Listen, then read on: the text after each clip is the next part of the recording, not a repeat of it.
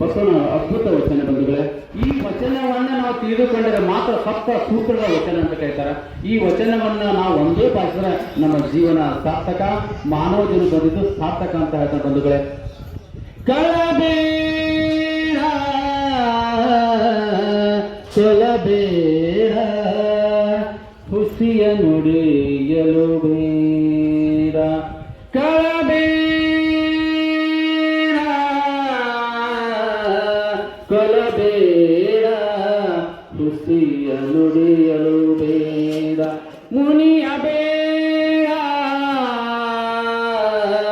ಅನ್ಯರಿಗೆ ಅಸಹ್ಯ ಪಡಬೇಡ. ಕಳಬೇಡ ನೀ ಕೊಲಬೇಡ, ಹುಸಿಯ ನುಡಿಯಲು ಬೇಡ.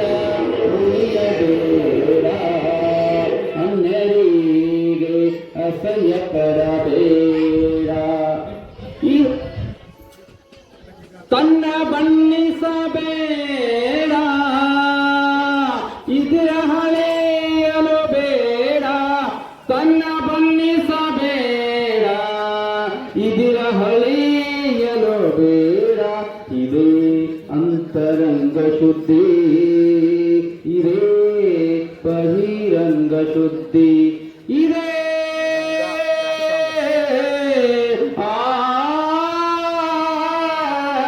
ಇದೇ ಅಂತರಂಗ ಶುದ್ಧಿ, ಇದೇ ಬಹಿರಂಗ ಶುದ್ಧಿ. ಕಳಬೇಡ ಕೊಲಬೇಡ, ಹುಸಿಯ ನುಡಿಯಲು ಬೇಡ. ಇದೇ ಅಂತರಂಗ ಶುದ್ಧಿ, ಇದೇ ಬಹಿರಂಗ ಶುದ್ಧಿ. ಇದೇ ನಮ್ಮ ಕುಡಲ ಸಂಗಮದ